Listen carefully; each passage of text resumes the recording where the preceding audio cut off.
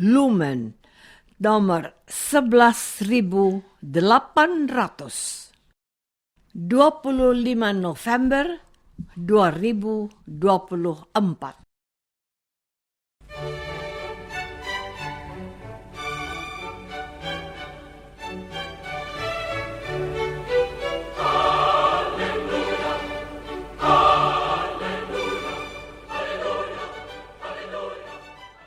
Saudara pendengar di segenap penjuru tanah air, selamat bergabung dengan Lumen Indonesia.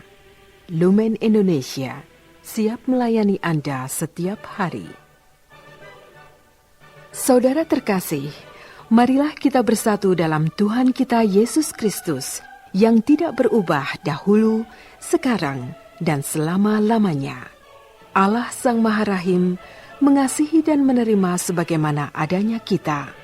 Allah Bapa kita di surga senantiasa bersedia menolong, menghibur, dan meneguhkan kita dalam menghadapi segala permasalahan hidup sehari-hari.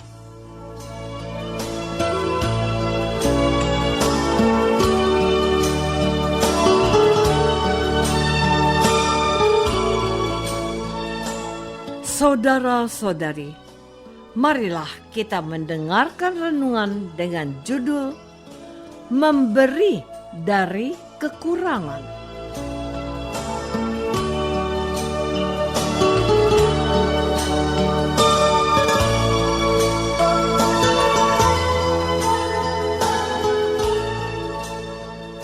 Yang berdasarkan pada Injil Lukas bab 21 ayat 3 dan 4.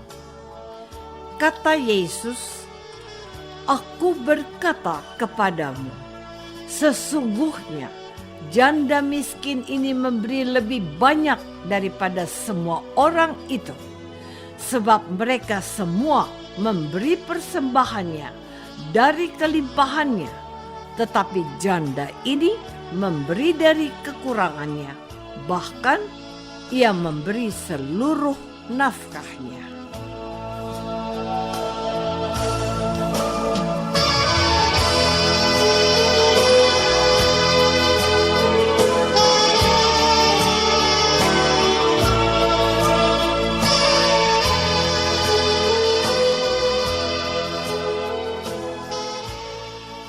Dalam nama Bapa dan Putra dan Roh Kudus. Amin. Saudara-saudari terkasih dalam nama Tuhan Yesus Kristus. Dalam mewartakan Injil, Tuhan Yesus sering berhadapan dengan orang Farisi, ahli Taurat, dan orang Saduki yang sering mencobai Yesus dengan pertanyaan yang menjebak. Di sisi lain, Yesus jarang memuji tindakan manusia. Hanya dalam beberapa kesempatan, Yesus memberikan pujian. Misalnya, Yesus pernah memberikan pujian kepada seorang perwira Romawi. Perwira Romawi itu dipuji oleh Yesus karena imannya yang luar biasa, yang melebihi orang-orang Israel yang menganggap dirinya sebagai umat pilihan Allah. Selain itu, pujian serupa juga dapat kita temui dalam bacaan Injil pada hari ini. Diceritakan bahwa ketika Yesus mengangkat mukanya, Yesus melihat orang-orang kaya memasukkan persembahan mereka ke dalam peti persembahan. Yesus melihat juga seorang janda miskin memasukkan 2 peser ke dalam peti itu. Lalu Yesus berkata, "Aku berkata kepadamu, sesungguhnya janda miskin ini memberi lebih banyak daripada semua orang itu. Sebab mereka semua memberi persembahannya dari kelimpahannya, tetapi janda ini memberi dari kekurangannya, bahkan ia memberi seluruh nafkahnya." Saudara-saudari terkasih, Orang-orang kaya yang memberikan persembahannya dalam jumlah yang besar mungkin saja merasa bahwa mereka telah memberikan persembahan melebihi orang-orang yang miskin, termasuk janda yang menjadi sorotan Yesus. Bagi Yesus adalah sesuatu yang wajar jikalau orang kaya mau memberikan persembahan dalam jumlah yang besar. Namun, dengan memberikan persembahan dalam jumlah yang besar, orang-orang yang kaya itu tidak akan pernah jatuh miskin.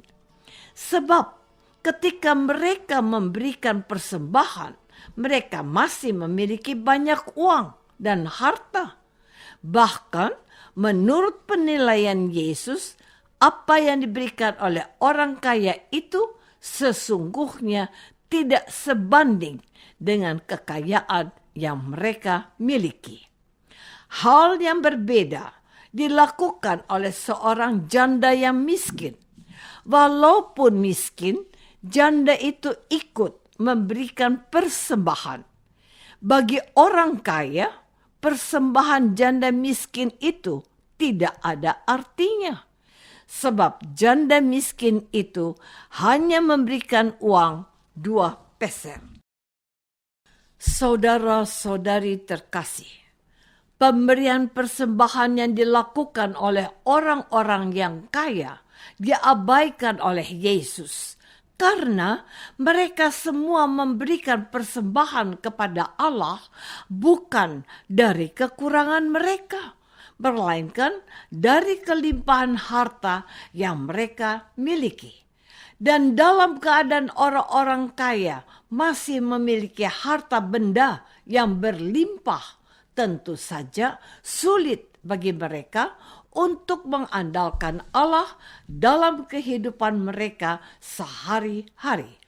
Sebab ketika seseorang memiliki kekayaan maupun harta benda yang berlimpah, ada kecenderungan yang sangat kuat di mana mereka merasa sangat aman dan tenang.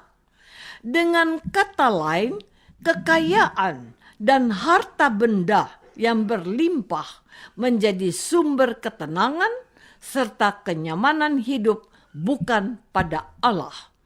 Oleh sebab itulah Yesus menampilkan sosok yang lain, yakni seorang janda.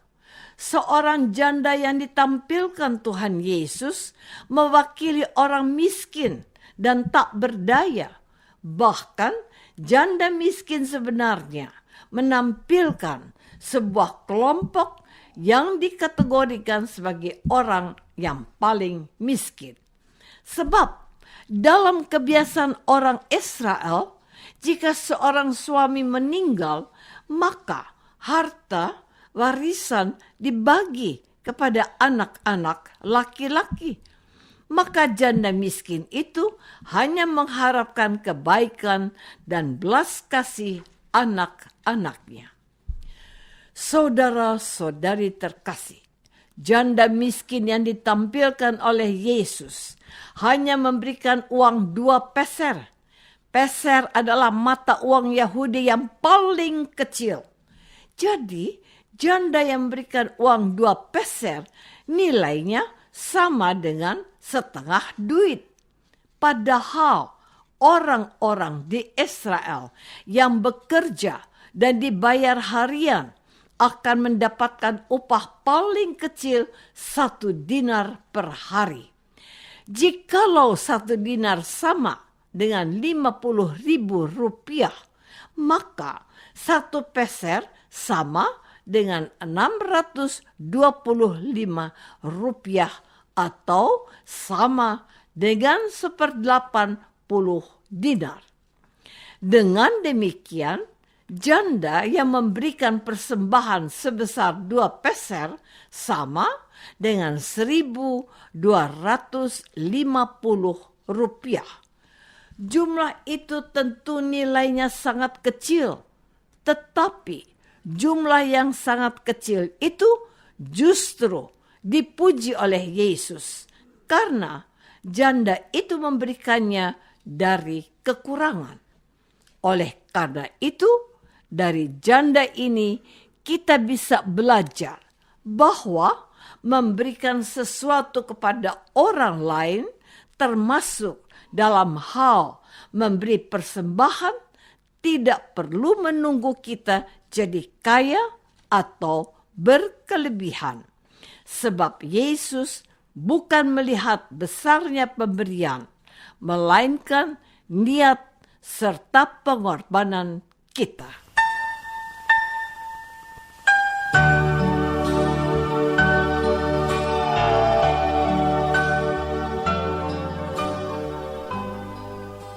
Saudara terkasih, marilah kita masuk dalam saat hening sejenak untuk meresapkan renungan yang baru saja kita dengar bersama dalam kehidupan iman kita masing-masing.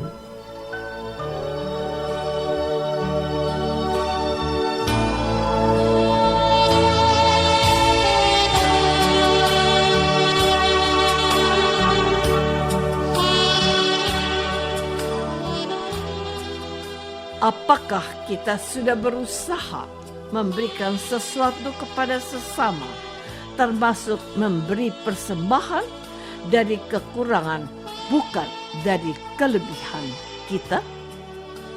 Marilah kita berdoa. Tuhan Yesus Kristus, Engkau memuji seorang janda miskin yang rela dan berani memberikan persembahan dari kekurangannya, bahkan memberikan semua yang dia miliki. Beri kami keberanian dan kepercayaan untuk memberi dari kekurangan, sehingga kami belajar beriman kepadamu. Doa ini kami persembahkan dalam nama Yesus, Tuhan dan pengantara kami. Amin. Semoga kita semua selalu dinaungi dan dibimbing oleh berkat Allah yang Maha Kuasa. Dalam nama Bapa dan Putra dan Roh Kudus. Amin.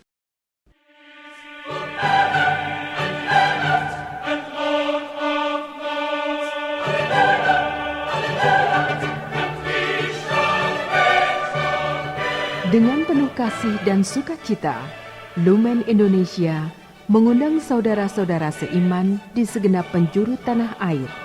Sekiranya ada tanggapan ataupun saran, kirimkan surat Anda ke Lumen Indonesia. Terima kasih atas perhatian Anda. Sampai berjumpa lagi dengan Lumen Indonesia pada waktu dan gelombang yang sama esok hari.